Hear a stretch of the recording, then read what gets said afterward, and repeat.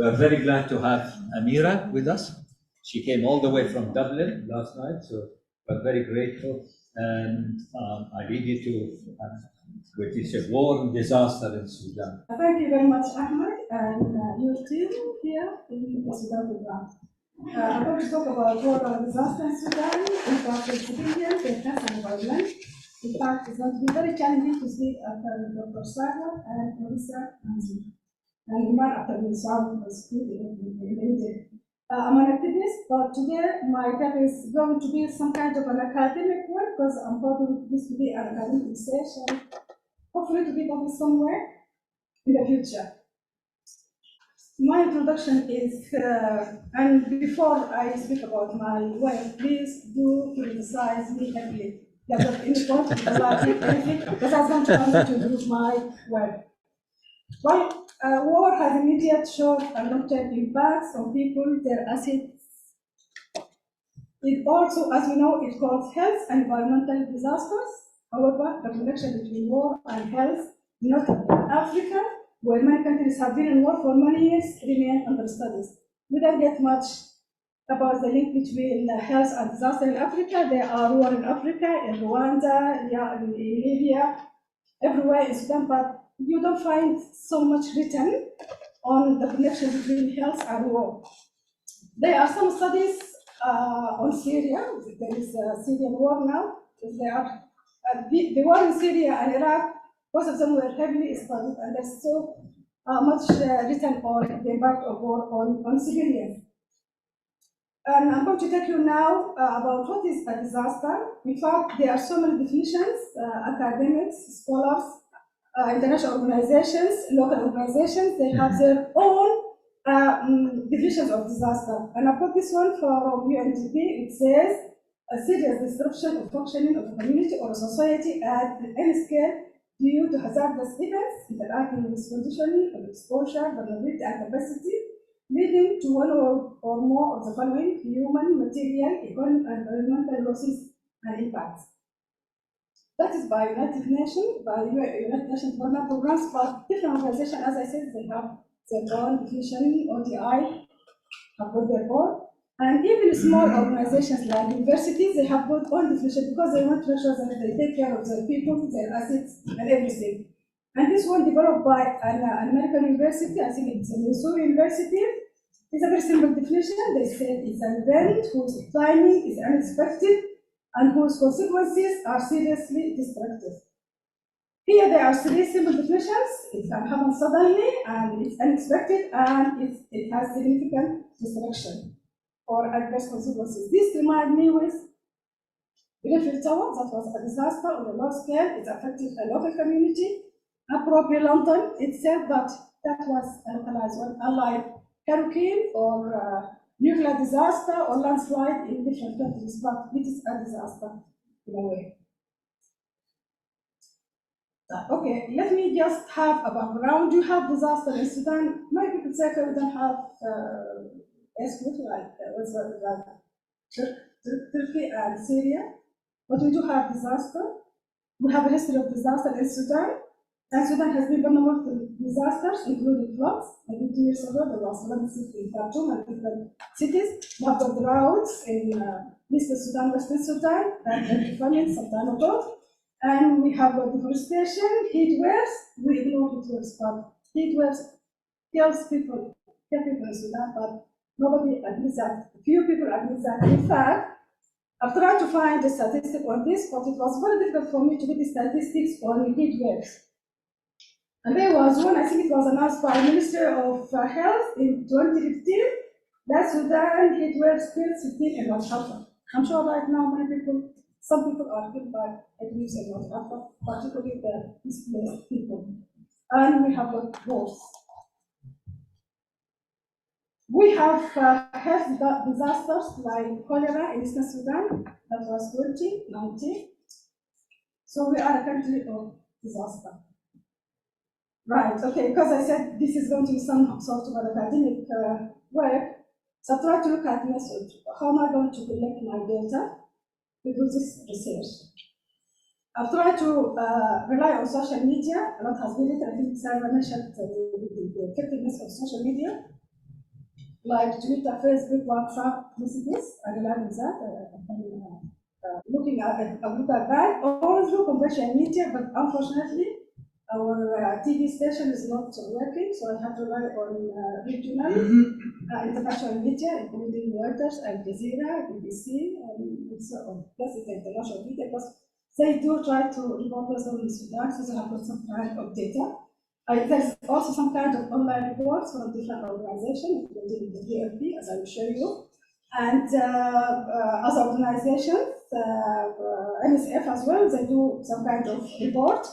I also get updated emails from different organizations, including international crisis groups. They do send me weekly emails, human rights, Amnesty International. They try to do their best and give information about what is going on in Sudan. I did some kind of personal communications because of the relatives, not with friends, and those people, they refer me to different people. Of course, I've done that not face to face, but by online. I called people, and it was very good because I wasn't able to do a proper ethnographic interview.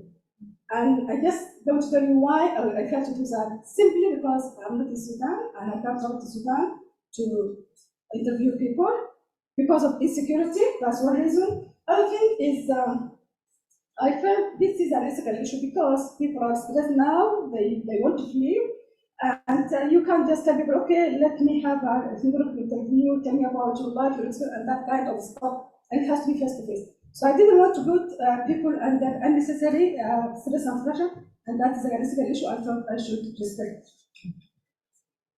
And I believe I've got some kind of reasonable data which will help me to do this. And maybe later one situation is settled, there is peace, I can go and interview people. Now, I thought I should just go quickly about the current situation, and I think the previous speaker, Dr. Shara and Professor Moses, they have already highlighted that. Iman made presentation, so it's going to be on this, so I'm going to go through this one quickly. We have got high casualties of civilians, we don't know the numbers. The Doctors Union Association said more than 1,000, but there is never accurate statistic in any war, because simply the way we count the death is difficult. There are people who died on the street, neighborhoods, and houses. Nobody counted them, but those who come to hospital, die in hospital, of course, the people can get a statistic on that. There is destructions of people assets and livelihoods, including farms, shops, and factories in Khartoum, in Yala, and in other cities. Destruction of essential infrastructure, including bridges, hospitals, airport roads, medical supply warehouses, and stores. This is image. Tell us what's going on. It's a war. It is a market which was destroyed, community destroyed. Now, I just ask this question, maybe you can elaborate, you can add more. Why is it important to explore the link between war and health? Why do we have to bother to do that kind of link? First of all, it is a way to inform those who are trapped in wars about the health situation in their areas and alert them to take major precautions. Someone is at home, they don't know what's going on, a sick person, okay, I'm going to the hospital, but if they don't know that that hospital is no longer working, out of service, they will make unnecessary journey and they might be harmed while they're on there. So it's very important to let them know about what's going on there. Also, to provide information to different actors to intervene and to provide medical supplies, international actors, even local actors, they need to know what's going on so they can provide supply. If Khartoum hospital is not working, then how about that hospital? How are we going to bring supplies? Those kind of stuff. And also to assist and hoping, advocating, and lobbying for peace. If fighting stops now, health system will not recover immediately. Life can still be lost. So people, the warring parties, they need to know that if the war stops now, there's still consequences on people's health.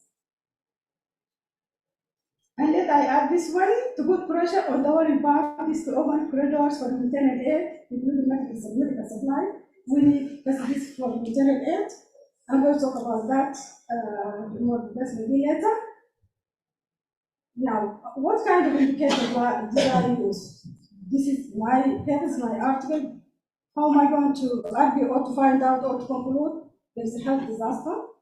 I've tried to look at quantitative data at pre-war situation because that's very helpful. It's going to tell me what was going on there and but the health system in Sudan great, very good, very strong. The war didn't affect that, or it affected just slightly, or it was illness. Also, qualitative data from narratives from different actors. I also try to look at adherence to or violation of international laws, including Geneva.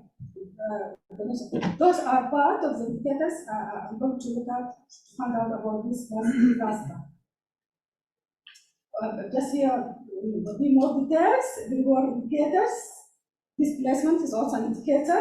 Attacks on hospitals and medical staff, ignoring international laws, vulnerable individuals, it's just more details. Right. Now, how about the pre-war conditions indicators? This is from the BRP, Military Programme. It says that over 19 million people related to be food insecure. Nearly 4 million people are internally displaced. That is before the war, which started in April. Probably now, 5 million more, we don't know. So that is before the war. So, health indicators before the war wasn't good. The war has just elevated the situation, made the situation very bad. The real figures I'm just quoting also before the fighting erupted, 15.8 million people, about a third of the population were already in need of aid according to the UN. And here is the humanitarian situation, continues to escalate with a steady increase in hunger. A record number of people, approximately one third of the population, was already facing hunger in Sudan. And before the war or the conflict erupted, the ongoing violence has pushed 1 million more into the. What is the situation? Now is worse.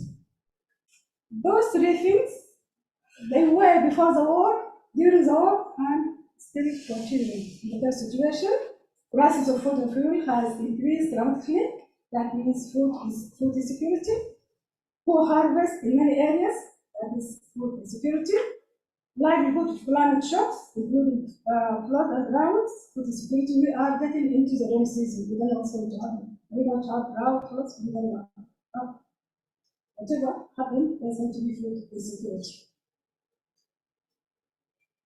Now, another thing is for displacement. We have tens of thousands of Sudanese people fleeing to escape the violence.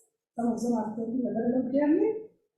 Professor Manzour just told that he took 3 days to arrive to Port Sudan, and also people took up to 8 days to arrive to Haifa, and so people are taking a very difficult, hard journey, and some lives were lost during the journey to reach safety. Some people were taken as lives, unfortunately. We have those who are crossing the border, having people internally displaced in different towns, like Antony, and Antony, and Sudan, and so on. Some people are trying to cross the border, Egypt, South Sudan, and Chad, and these countries have their own problems. They have their own problems. So, despite that, people are believe it's safe for them to go to Chad or South Sudan or Egypt. Now, another indicator which related to health issues is targeting of the health sector. And in fact, most of the warring parties, they have a very bad history in abusing the medical team. That happened during the revolution actions, particularly during the protest. Doctors were, or the moment for team were targeted, they were shot dead, they were detained, they were abused, and we know that. That happened before and it's happening now. Destruction of medical supplies, and if you look at this image, it tells you what happened there. There are images of medicine boxes, they were just open and left on the floor. And this is from MSF coordinator who reported that there are some looting of the medication, but some were left reopened and found the fridge unplugged and next to the floor. Things are chemicals, the medicine. So some stories that the medication or the medicine just were left as a block to get damage. This is example of Al-Shahi teaching hospital in Darfur. Same story. Now, and this is also very important, strong point. Health facilities are used as military reports, which is just against everything, against human rights, against international laws, against tradition, against everything. More than 30 hospitals, and I think this number is, of course, is increasing and depends. These statistics some time ago have been seized and taken into military base by both the army and other support forces. Unfortunately, there are some hospitals out of hospital only. At some point, there were only 20% of hospital Khartoum functioning due to bombing or evacuation. And you have seen images on TV that some patients had to be evacuated from hospital with some kind of medical equipment or medical tools on their bodies, which is a tragedy itself. Restricted movement due to security, health workers, ambulances that put lives of medical personnel at risk, and it has been reported as well as 3 workers from the UAP are treated when that all started. And even those who are trying to use like traditional means of transport, like cars or small, what we call rickshaw, those kind of things, they were also targeted and hit by bomb. This is just an example of what's going on. Fashion, you can read it, and I'm going to look at the one in blue. Health professionals suffer the same health and security threat as everyone else, of course, killing, kidnapping, and abuse as they try to cope with inadequate resources and increasing demands without proper support for training. So they are trying to do their best in a very horrendous situation. Now, I'm going to look at within this crisis, there are vulnerable population we need to consider. And just a quick definition to vulnerability is a degree to which a population or an individual is unable to anticipate for with disease and recover from the impact of these disasters is a function of sustainability and resilience. This is protection. So I've tried to list some of the vulnerable groups, the displaced, orphans, children, elderly, and patients in hospital with life-threatening illness. You have got children, those who have witnessed the fighting and non-active developmental health issues. And I read an article about children in Iraq who witnessed the war sometime like 20 years ago. So till now, they still suffer from that kind of experience. So we can expect the same to happen to children in Sudan. And of course, also the environment of local health clinic where children get immunization, also to provide children from access to proper immunization. This will have short and long-term impacts for their health. Not only children, also pregnant women, they also need regular immunization, regular health check, but they can't find that during the war. There is also women, and there is a record that many women have been subject to gender-based violence, including rape. Of course, it is difficult to know the actual number because of many issues, because of culture, because some women don't want to talk about it, and because of maybe traumatized, they don't know how to do it, they don't know where to report it, and kind of stuff. But gender-based violence is there. It's there in every single war. It was there in Darfur, in Southern Sudan, and is now in Khartoum and other cities. And survivors of violence often experience a range of problems from psychological distress and depression to injury, HIV, and unwanted pregnancy. So they are suffering from this kind of stuff. This is just related issues to indirect deaths. Just people die from gunshot and bombing, but they can also die from indirect death. This is just everything I want to mention. Disruption of immunization program was mentioned, like because of outbreaks of diseases, lack of access to water. People are using water from unclear sources that lead to water-borne diseases, including cholera, diarrhea, and so on. Lack of food, malnutrition, I've just presented that. There is food insecurity before the war. Right now, people are struggling to get what they should eat. Lack of medicine and healthcare for patients with chronic diseases, cancer, kidney dialysis. People can get sick like malaria, and there is on the news some people on their way to Egypt, they die because of So there is still uncertainty can cause mental health issues and affect people's well-being. This image is about myeloma orphans who were rescued later after we had more than 400 orphans. Nearly 70 of them died because of hunger, because of dehydration. And at last, the international Red Cross were able to rescue about 300. This is a humanitarian disaster. It should be on the news every day and night.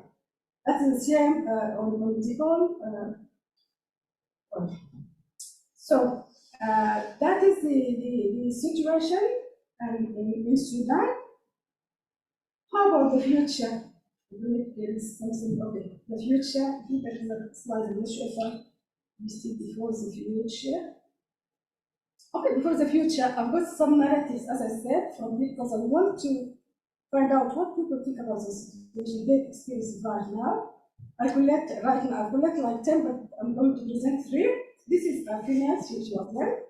She said after a journey of 7 days, I reached Egypt. I have nightmares and flashbacks of gunshots, corpses. I started. I'm not sure if I will heal, if I will ever heal. That was a little fear. Another narrative, on my way outside Khartoum, I screamed whenever I saw a corpse on the street. Other people were just talking. I asked myself, what happened to those people? Why not screaming like me? Are they not used to that, or will they get shocked? I see this corpse in my system, not in my nightmare. She was wondering. In fact, sometimes we see images of people that are just looking at what's going on. They watching a movie, or we just wonder what happened to those people. Why are they not shocked? I don't know why, but people respond to things in different ways. This is from a male. I got shot while leaving Khartoum. It wasn't life-threatening. I'm lucky as I managed to be treated in a hospital outside Khartoum. My wounds has healed, but I'm still frightened and don't want to go back to Khartoum. Still, he's there still to be dies. He's okay. He's accepted, but he doesn't want to go back to Khartoum. Now, this is something I should mention earlier related to the health sector. Additionally, there is a great level of health professionals. People, because as I just mentioned, health professionals, this is like everybody else, and it's as well.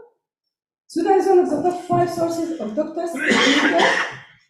The number of doctors joining the UK workforce from Sudan tripled between 2017 up to 2021. This is from the General Medical Council. That is up to 2021. We don't know what is going to happen now, but I guess this statistic is going to be higher. Also, the world stable education system of citizens, including the health sector. Now, universities, people don't go to university because of the crisis, and universities are closed. Medical students are not graduated for education system. And I've heard that Ahmed University, they're going to take their students to Uganda so they can study from Uganda. Tanzania. But who's going to go to Tanzania? Not everybody. So if you're coming to go to Tanzania as a medical student, you will continue the study from there. If not, then you wait. Now we're going to talk about one of the indicators which actions to or violation of international law, including the Geneva Convention.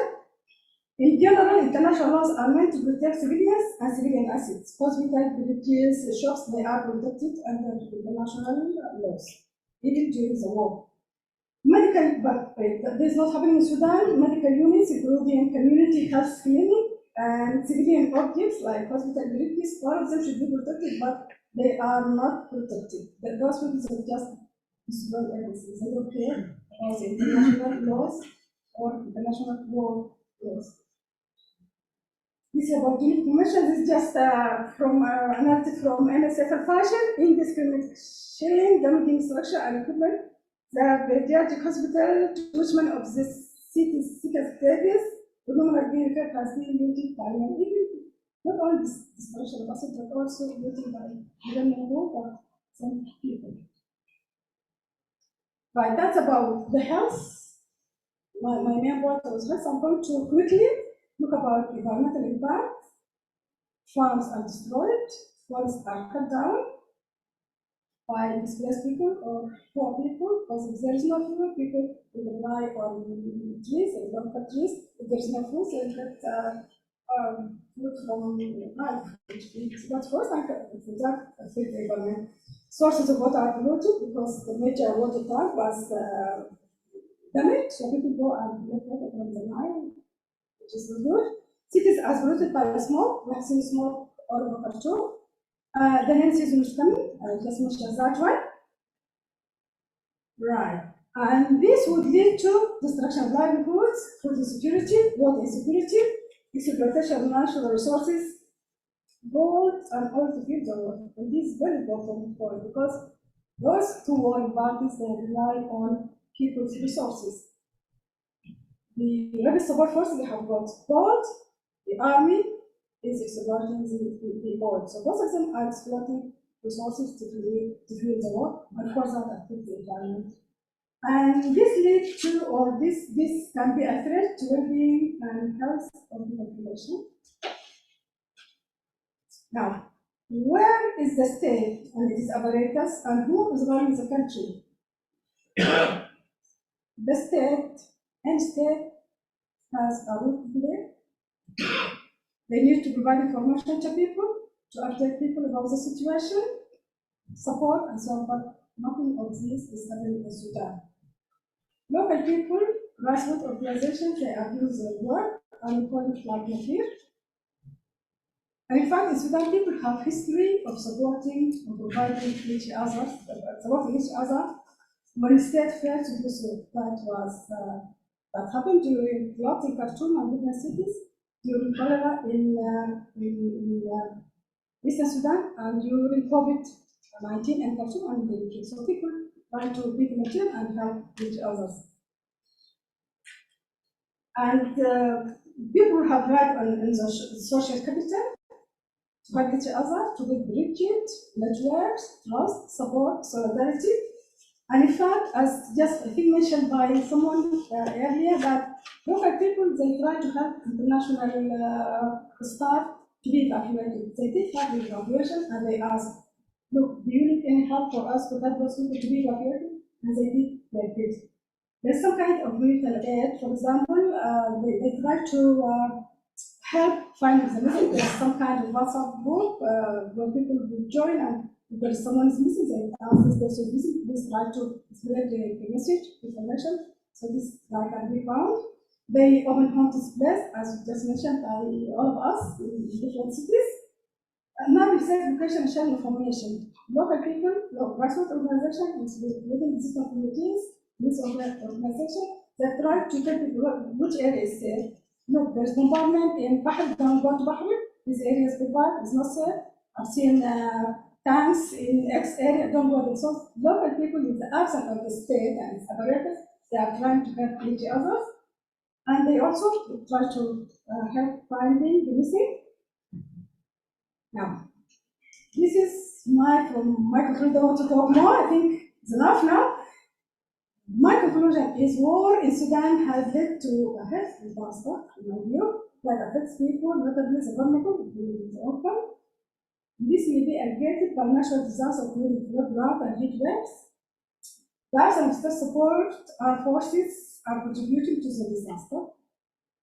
Local people are trying to mitigate the effect of the disaster by providing support to each other.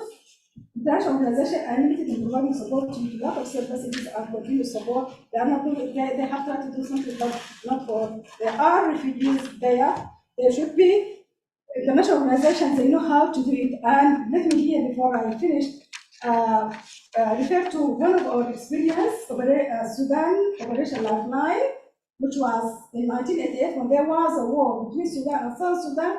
International, because there was hunger, there was drought, people were dying, and the two warring parties, they didn't want to stop the fighting, they didn't want to agree to save passages for food. And international community, including the United Nations and several international organizations, plus 35 NGOs, they worked together and put pressure on the warring parties to open corridor for humanitarian aid. And that was the first mission on its kind to deliver aid while war was on. That was the first time. So we need a new version of Sudan with Operation Lifeline Sudan, so people can be safe. International communities, they need to do their jobs. Evacuation of people, that is part of the job of international community working to help refugees start the war. Thank you very much. Thank you.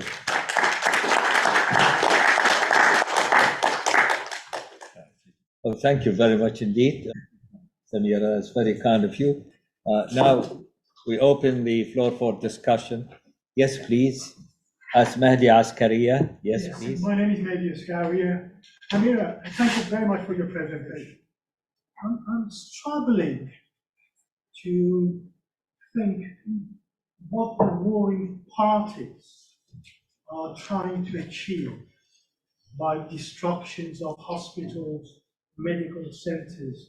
According to your presentation, they are acting like an occupying arms. The stuff that we see that Israelis do in Gaza, for instance.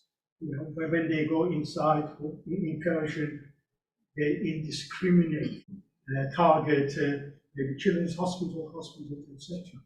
But would you please explain what are the strategic aims by targeting hospitals for children, generally hospitals? There was a report a couple of days ago that an orphanage had to be closed. And there were 500 babies and kids who had to be taken away from that particular orphanage. I'm not quite sure where they were going to be displaced to, where we're going to take. You know, there is no other facilities that can take 500 needy children. But back to my question is, I'm struggling to think what they're trying to achieve. You know, there is an internal war going on. But by targeting these facilities, what are they going to achieve? Thank you, Mary. Yes. I'm also struggling to find an answer, to be honest. This is the war between the army. But people even question, is it an army? Is it a national army? This is a very big question. Or army with an ideology. Army belongs to a particular ideology. That's number one. And this is a very valid claim because during the 30s, those who are not supporting the regime, the Islamic regime, were fired from the army. So it became an army with a particular ideology. Now on the other side, you have got the militia, and you know how militia is. They can destroy everything. They don't think about the consequences of what they are doing. That's not happening in Sudan. It's happening everywhere. It happens during war in Barltrop. The army and the police, they would just destroy villages. They will kill people. They will burn everything.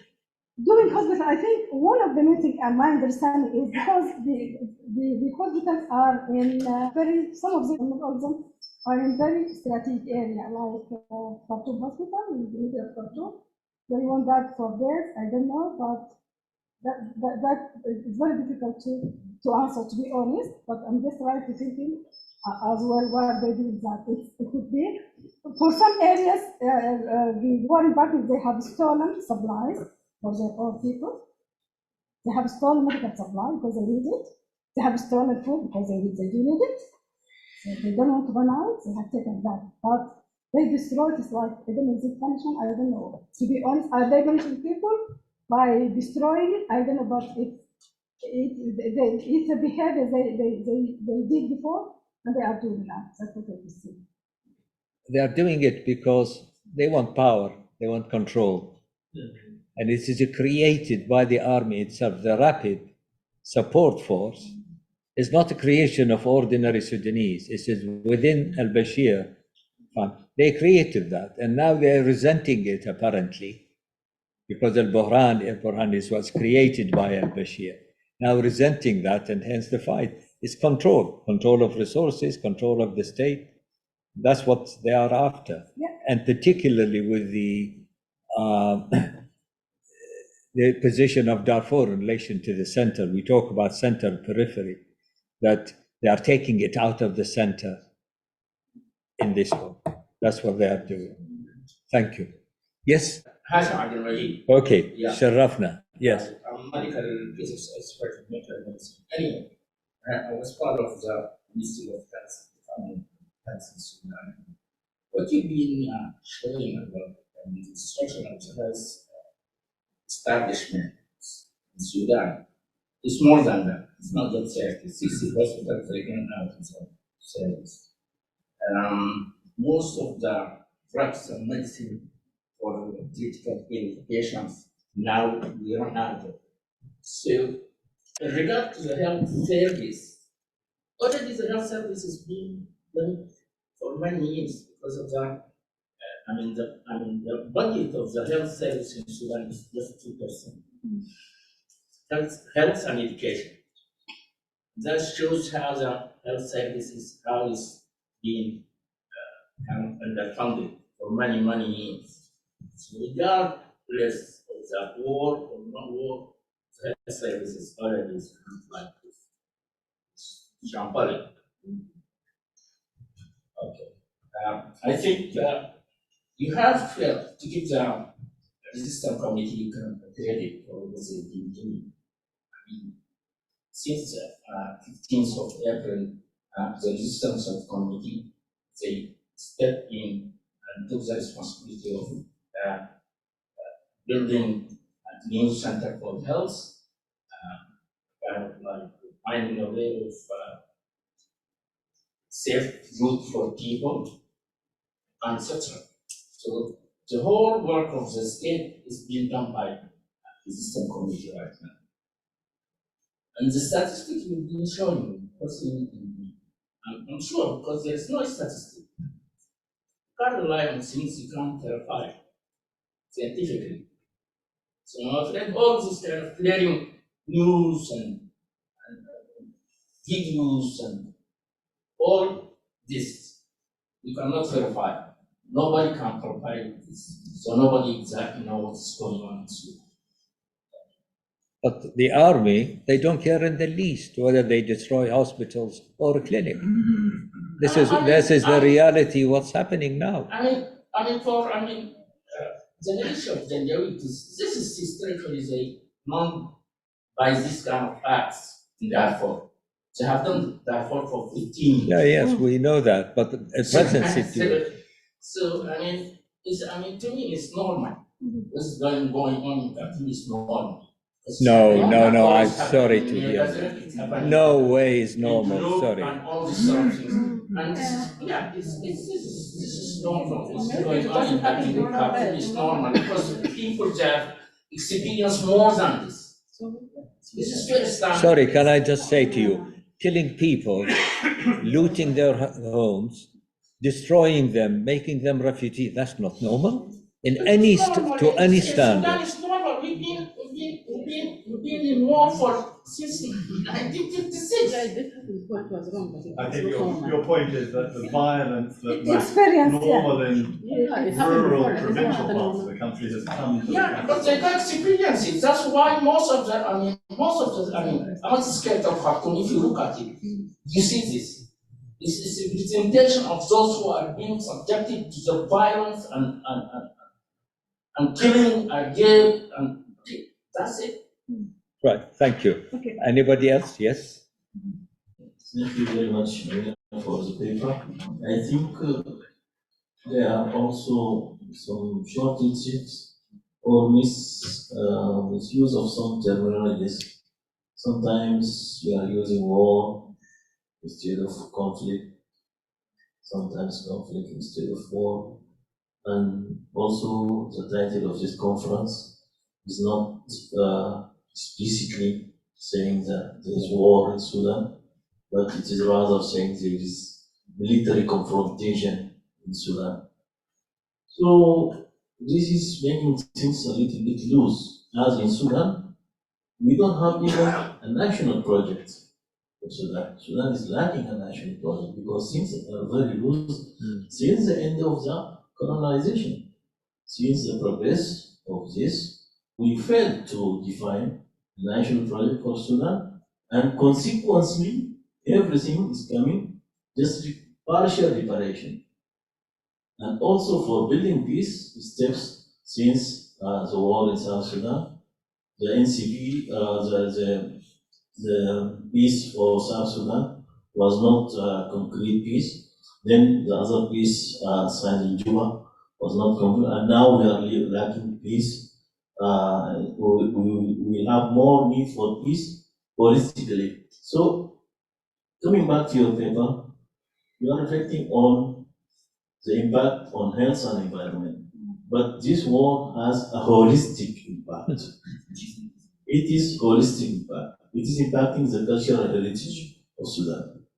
It is destroying the memory, destroying the music, destroying the social fabric, igniting or triggering ethnic divide between the people on tribal basis and all these things.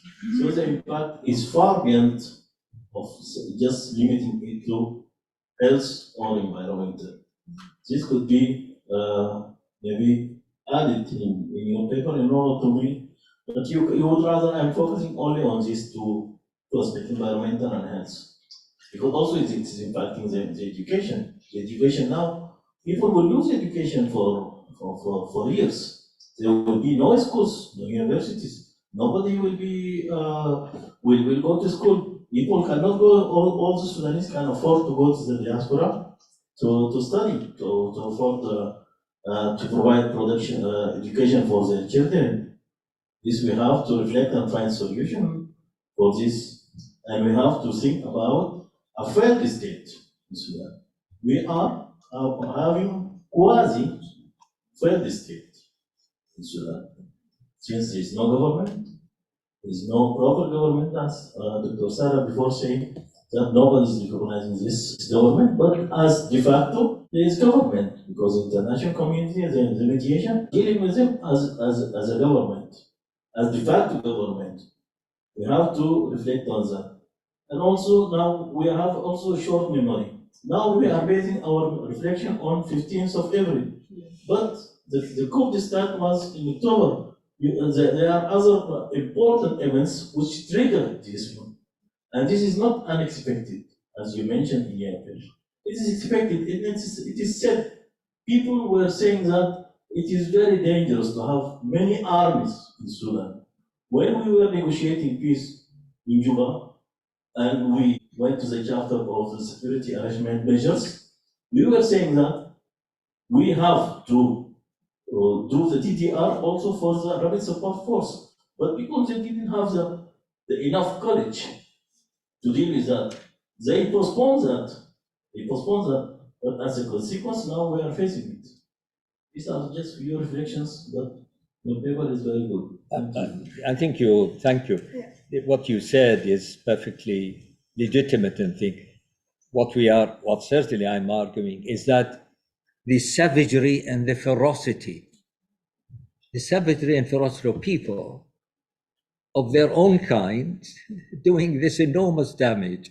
You talk about hospitals and things, but look at the infrastructure. All those 1 million people fled. They are lawyers, they are engineers, they are doctors, they are teachers. They're all gone. How we are going to replace? Will they go back? Will they? What will happen there? And that is what. It's not a normal thing. It's an abnormal situation as far as Sudanese is concerned. So thank you very much, Hashim, Ahmed, for your valuable comments. And if you allow me just to say a few things. As I said, Hashim's statistics fluctuate and they go up and down. 20% of the hospital out of services. Then tomorrow, 10-30%.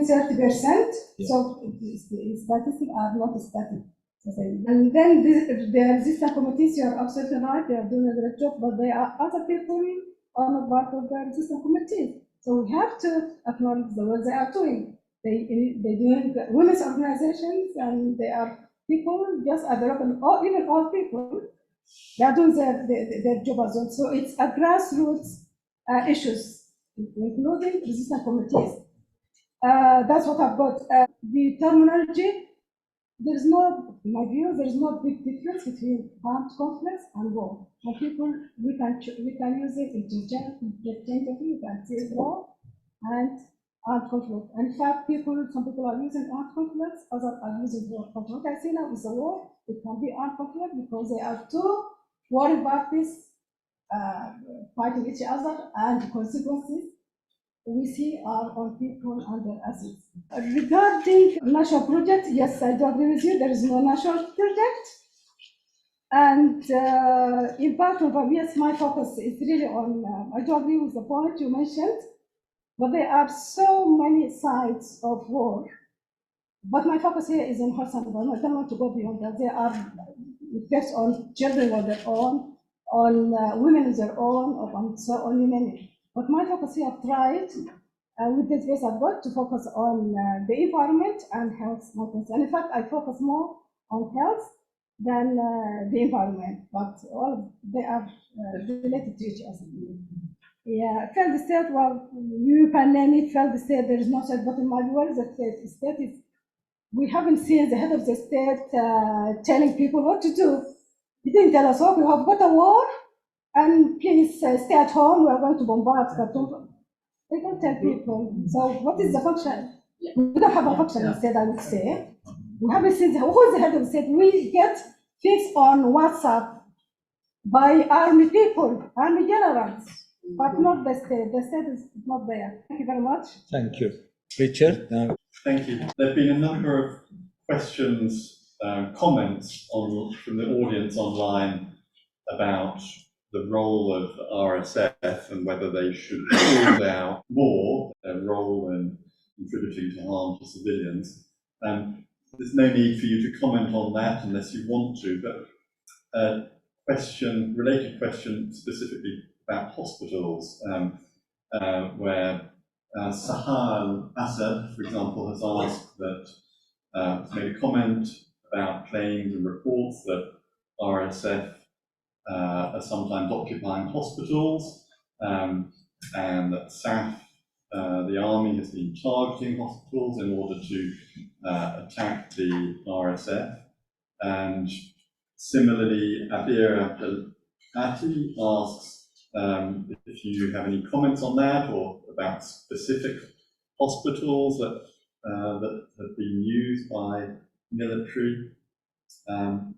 So, comments about the way the military, RSF or SAF, have used or not used, or I think I just did the presentation about that, and I mentioned some hospitals like Eastern Night Hospital, Khartoum Hospital, and some other local hospitals. Yeah, that is what the news tell us, and we've seen that on TVs.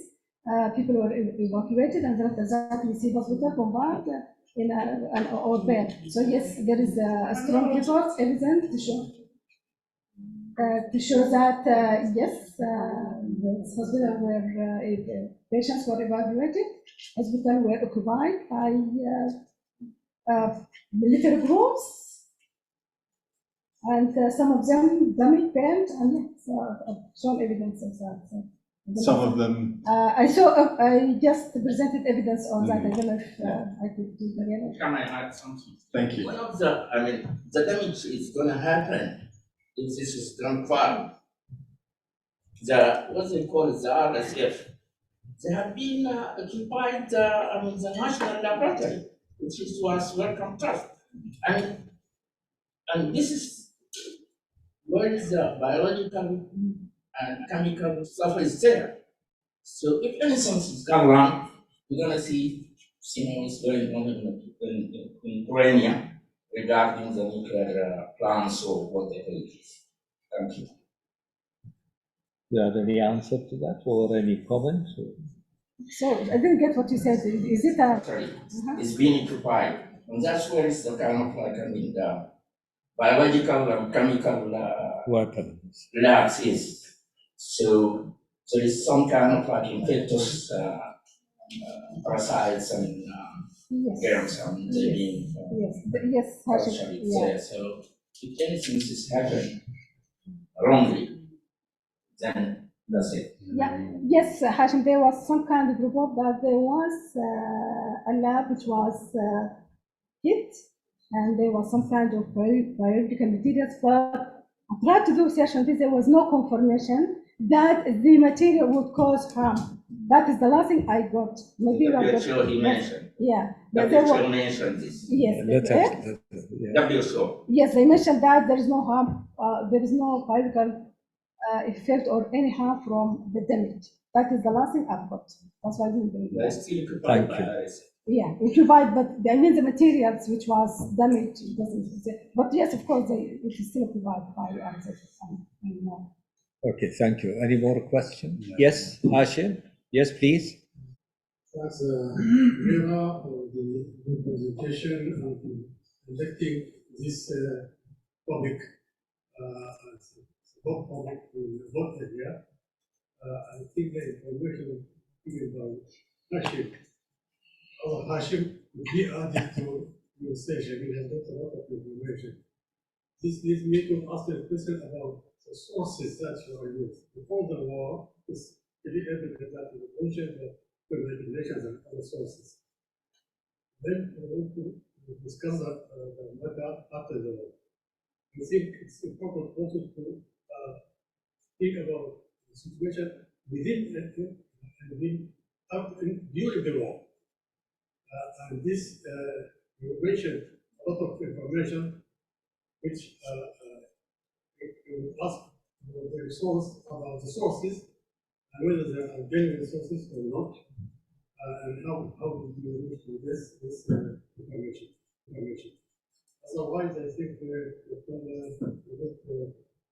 which would be affected during the discussion and editing later on. So, thank you very much.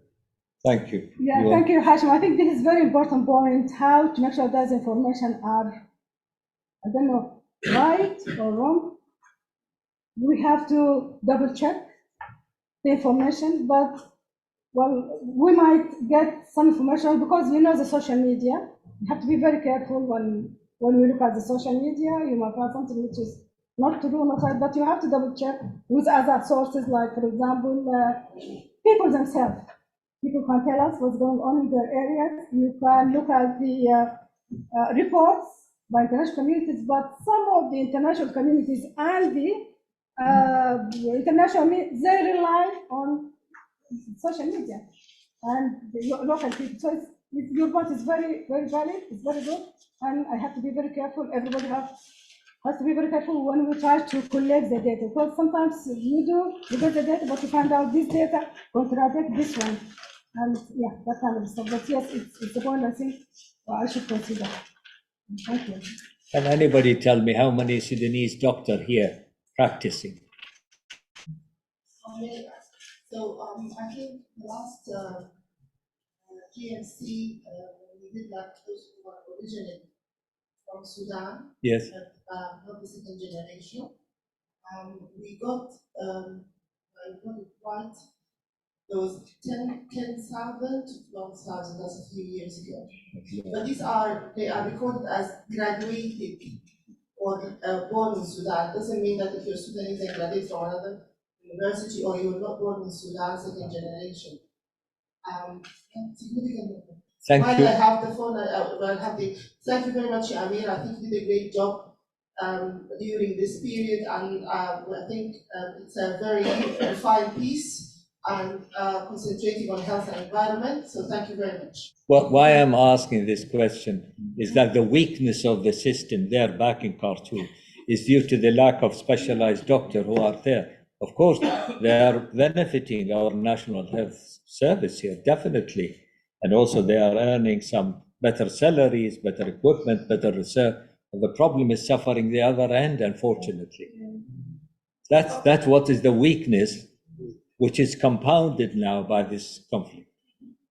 Yeah, this is itself requires another conference, Ahmed. Yeah. There's no better summary. Thank you. What do you propose? Emotional trauma that we are going through. Yeah.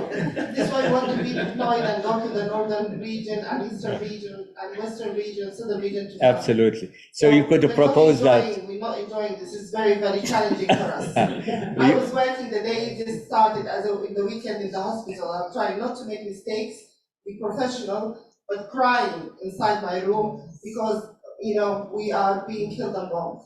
Yeah.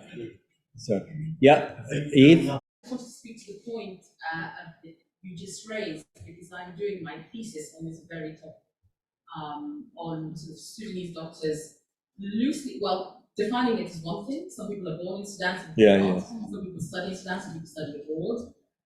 The point is, people identify as Sudanese who got their primary medical degree in Sudan, and what I explored was the social, professional, economic links that they maintain with Sudan. And it was, I mean, you know, to be quite frank, to challenge the idea, the narrative of brain drain, which of course Africa is very stricken with, and Sudan, so Sudanese population was one that I took interest in.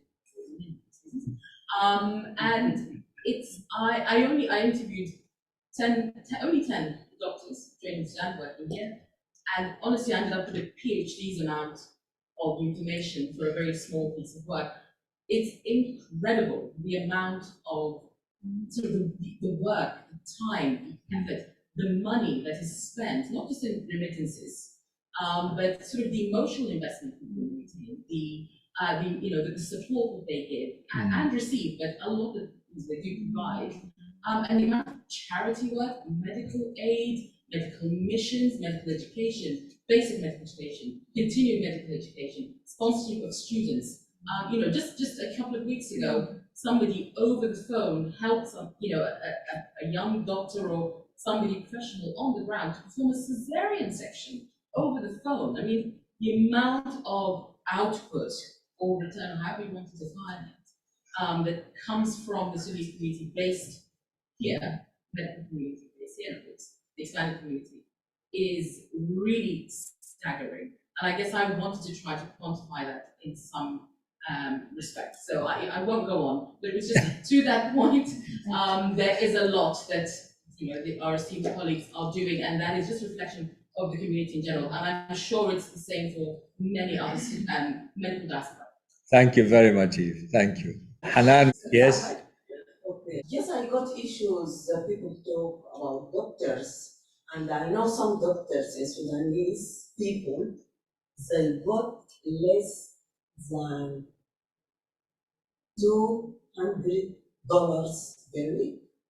And some of them, sometimes when the patients they are come and there is no get any medication, they buy food, they buy medication for the client and the patient, and after that, even this doctor sometimes she can eat breakfast or dinner in Sudan. And thank you.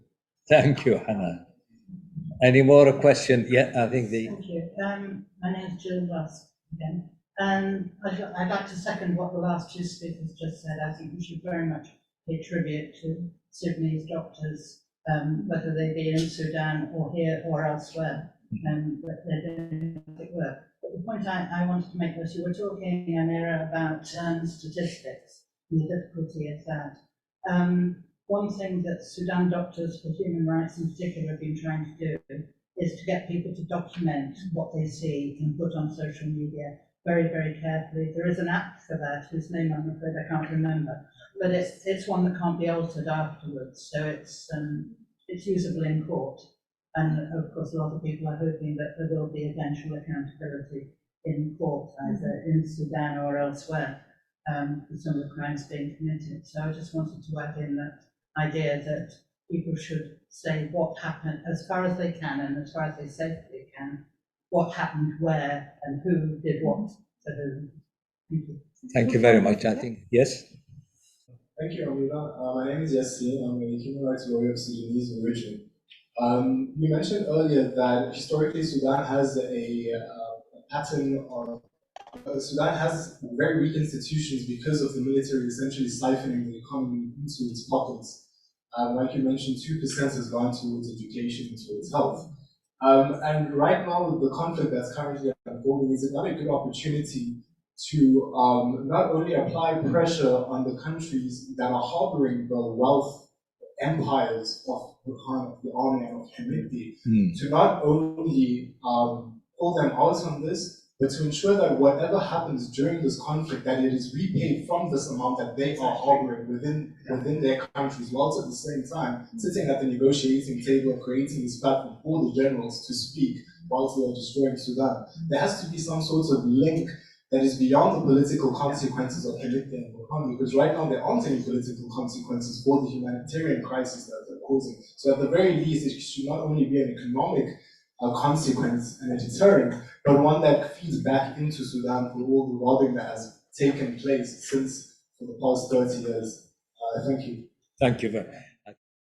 Yes, yes, resources are very important. I just mentioned gold and oil. They are used by this general, by the two generals, to fuel the war. And negotiation now is between the jobs and parts.